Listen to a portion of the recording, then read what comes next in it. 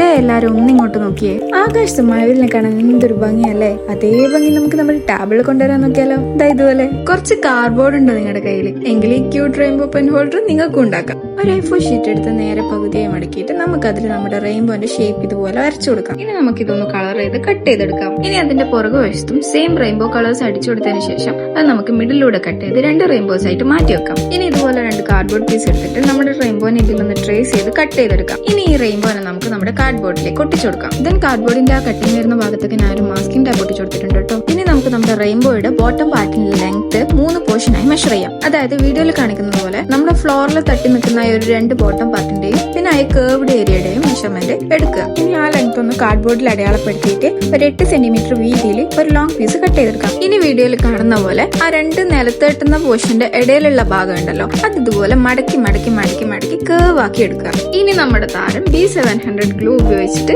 ഈ വീഡിയോയിൽ കാണിക്കുന്നത് പോലെ നമ്മുടെ റെയിൻബോ ആയിട്ട് ഈ കട്ട് ചെയ്ത കാർഡ്ബോർഡ് പീസ് ഒന്ന് ഒട്ടിച്ചു കൊടുക്കാം. ഇനി ഇതുപോലെ 8 സെന്റിമീറ്റർ നീളവും 7 സെന്റിമീറ്റർ വീതിയുള്ള 3 കാർഡ്ബോർഡ് പീസും 8 സെന്റിമീറ്റർ നീളവും 3.5 സെന്റിമീറ്റർ വീതിയുള്ള 2 കാർഡ്ബോർഡ് പീസും കട്ട് ചെയ്തെടുക്കുക. എന്നിട്ട് അത് ഈ വീഡിയോ കാണുന്നത് പോലെ ഒട്ടിച്ചു കൊടുക്കാം. ഇനി ഇതിന്റെ ഫ്രണ്ട് പോർഷൻ ഒക്കെ ഞാൻ ഒന്ന് വൈറ്റ് പെയിന്റ് അടിച്ചെടുക്കുന്നുണ്ട് കേട്ടോ. ഇനി നമ്മൾ നേരത്തെ റെയിൻബോ ഉണ്ടാക്കിയ സെയിം മെത്തേഡിൽ 2 ക്ലൗഡ്സ് കൂടി ഉണ്ടാക്കി എടുത്തിട്ടുണ്ട്. അത് നമുക്ക് റെയിൻബോന്റെ താഴെയായിട്ട് ഒട്ടിച്ചു കൊടുക്കാം. ഇപ്പൊ തന്നെ നമ്മുടെ റെയിൻബോനെ കാണാൻ എന്ത് ഭംഗിയല്ലേ. ഇനി കുറച്ചുകൂടി ഭംഗി കൂട്ടാനായിട്ട് നമുക്ക് ഇതിന്റെ മേലെ ടെക്സ്ചർ ചെയ്യാം. അതിനായിട്ട് നമുക്ക് Fevicol and water plus tissue mix ഉണ്ടാക്കാം. ഇനി നമുക്ക് റെയിൻബോന്റെ കളേഴ്സ് അനുസരിച്ചിട്ട് കുറച്ച് ടിഷ്യൂ പേപ്പർ മിക്സ് എടുത്തിട്ട് അതിൽ കളർ ആഡ് ചെയ്തിട്ട് നമുക്ക് ടെക്സ്ചർ വരുത്തി കൊടുക്കാം. ഇത് ഉണ്ടാക്കിയ ഹോൾ പ്രോസസ് വെച്ച് നോക്കുവാണെങ്കിൽ ഇതായിരുന്നു എന്റെ ഫേവറേറ്റ് പാർട്ട്. സോ ഫൈനലി നമ്മുടെ റെയിൻബോ ഇവിടെ സെറ്റ് ആയിട്ടുണ്ട് കേട്ടോ. വീഡിയോയിൽ കാണുന്നതിനേക്കാൾ ഒരുപാട് ഭംഗി ഇതിനെ നേരിട്ട് കാണാൻ തന്നെയാണ്. പിന്നെ നമ്മുടെ റെയിൻബോ എങ്ങനെയുണ്ടെന്ന് ഡു കോമെന്റ് ബിലോ.